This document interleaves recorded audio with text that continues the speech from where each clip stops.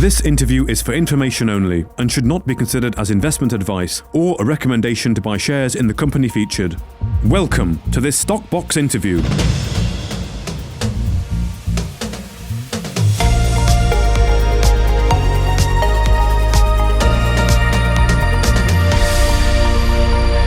Joining us today is Craig Foster, CEO of Ondo InsurTech. Thank you for joining us today, Craig, following the interims from the company, so we finally get to see on paper in black and white how the company has been performing. Of course, it is backwards looking, it always is, but how are you feeling? Give us some of the keys for achievements from your point of view. Thanks, Mark. Yes, we just announced our interims for the 6 months ending September 30. And the key really here is the growth in the registered customer base. So that's grown by 77% year on year to 84,000 customers. And the key really, you say it's backward looking, but our addressable households number is kind of forward looking in a way, because what we've shown in the interims today is in September 22, we had 500,000 customers, but we can see in that prior period, we'd penetrated 10% of that addressable base. If you fast forward to a year later, by the end of September this year, the addressable households have gone from 500,000 to 2.5 million, with the addition, a large part of that was driven by the Lancashire Schaffengard deal. But we'd only penetrated 3% of that opportunity. Actually, you and I talked about our nationwide contract win a week ago. If you add them in, that addressable household base is now increased to 5 million. So if we get back even to the previous 10% penetration of this new enlarged customer base, you can see the potential for this business with the contracts that we've already signed. Yes, so potential for 500,000 really, if you're going for that 10% again. Absolutely, yeah, it should be possible. The headline revenue grew by 24% to 1.2 million for the 6 months. But importantly, it's important to pull that apart. So you remember we talked previously about our pricing strategy to move away from one-off upfront fees and shift the business towards driving recurring revenue, which kind of, makes for a less racy headline number, but a much more valuable business over the long run.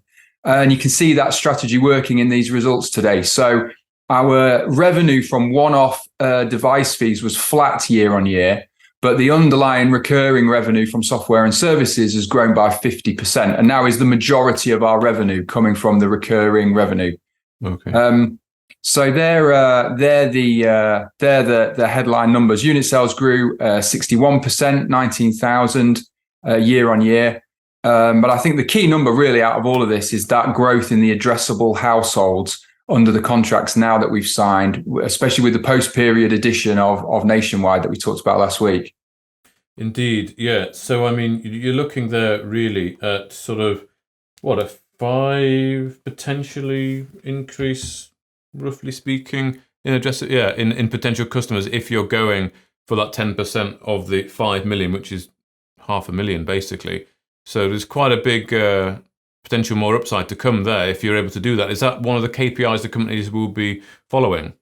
Yeah, absolutely. I mean, the focus is obviously our intention is to sign more partners and increase that addressable households number. Yeah. But obviously the big focus now is executing on the contracts that we've already signed and driving that penetration into those customer bases. Into those customers, yeah, okay. It's just over 5, isn't it? Just over 5.5 sort of. That's fantastic then. So that's looking very good. The shift you've said there from the upfront cost to the reoccurring revenue, is that what you're going to be pursuing going forward then? Can you give us an idea of what the reoccurring revenue is? It's almost a subscription, is it?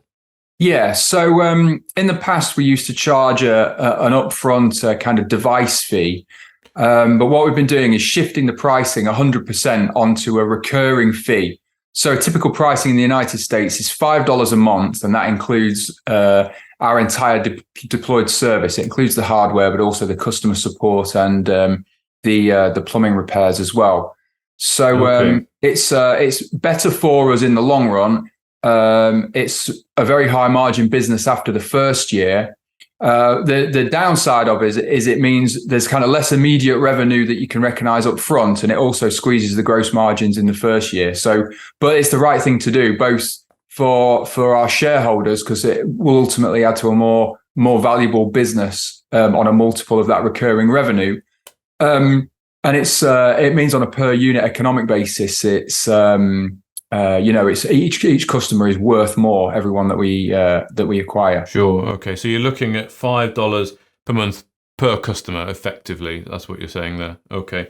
Okay. So that could potentially relate to 2.5 million. I know you probably won't want to make a comment on that, but in theory, going for 500,000, if you get that 10%, that would be 5 times 500,000. So 2.5 million potential of revenue there. So I'm definitely not making any forward-looking statements. Sure. That was entirely your forecast. I know.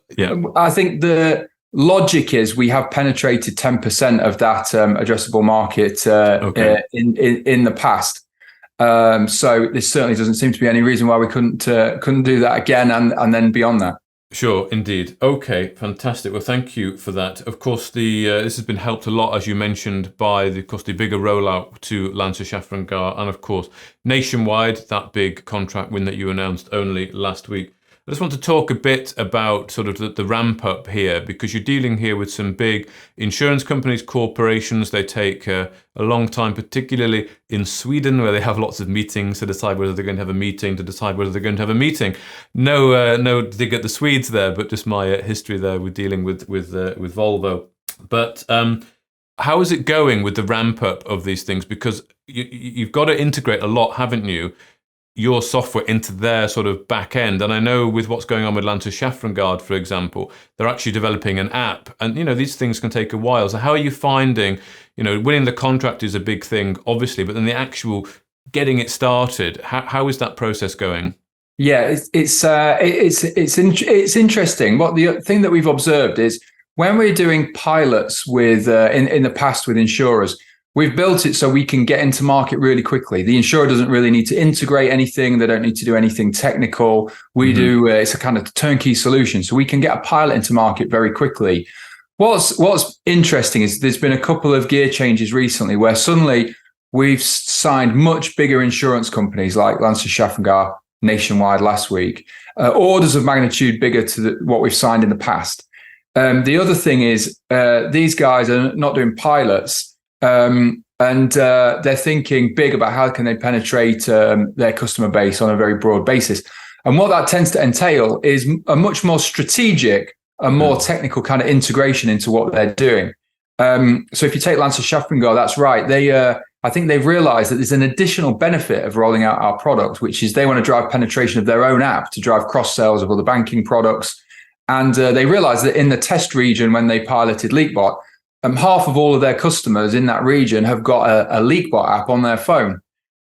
So they've obviously put 2 and 2 together and taken our APIs. So now for the rollout, they want customers to actually use the Lancashire Shafrangar app to install the LeakBot. There's obviously an additional strategic benefit of doing that beyond the claim saving that we can deliver. That's really great for us, really great for the long run, and shows how strategically important we are to the group. The downside of that is we've had to wait for them to do that technical integration. So it's we're in 4 regions of the 21 regions already. Okay. But it's kind of meant that ramp up's been a bit slower than we initially expected. But for very good reasons. It's the same with Nationwide. We've done that deal was a couple of years in the making. I thought we would have launched it quicker than we did, and it's because we've done a load of work to integrate LeakBot into their smart home platform. They've taken all of our APIs and kind of embedded it into the system. But again, really great that they've done that, really good for the long term. So I think it's just we're learning stuff about as we move from kind of small pilots with smaller insurers, as we're working with much bigger carriers, with much bigger customer bases on a more strategic basis. We're learning about some of the more deeper ways that we can kind of integrate into their business model and into their technical platforms. I think it goes to show that these guys have got a much longer term strategic vision, as you sort of alluded to, though, which is only a good thing. The short term downsides, it means things are slow, but really it's building solid foundations. How are you finding that? Is it putting a strain on the Ondo team having to do these sort of technical rollouts, or is it really over to the insurers to handle it all? Yeah, I mean, it definitely. Those types of integrations, the insurers have got plenty of resources, but still at the end of the day, we're a small team and with a finite amount of kind of developer resource. So yeah, definitely, we're having to be increasingly careful and very deliberate about which opportunities we pursue, and making sure we're prioritizing the right things. Because obviously we've got a finite amount of resources. Okay, great. And are you able to monetize that anyway, or are you purely going on the $5 a month? I'm thinking, are you white labeling, some of the licensing, for example, of your API? Yeah, it's a good question. I mean, we've not said anything about that publicly. I mean, at the moment, we keep things quite simple and just, monetize the actual deployment of the system. But I think it's something very interesting to think about as we start to do this kind of thing more and more. Okay. What's the final thought from you then, Craig? How are you feeling from the last 6 months? And more importantly, how are you feeling about the next 6 months? Yeah, I mean, it's been a great journey over the last 6 months. I mean, it's been amazing to get these big contract wins done. Like I said, that nationwide deal was a long time in the making. So it's really nice to be able to tell investors about that a week ago. And it's been really nice to see the positive market reaction from that news as well. So, I'm feeling very good about the future. The fact that we've increased that addressable households base. I think the key thing for now, us as a team, is, we just need to execute really well on those partnerships. Mm-hmm. And we've got a multiple times bigger business than we have today. And the other thing that we're really seeing is that shift in momentum. It's amazing the response from signing that nationwide deal. I mean, we came back from the conference in Vegas a couple of weeks ago with a great list of pipeline customers that we'd met at the conference.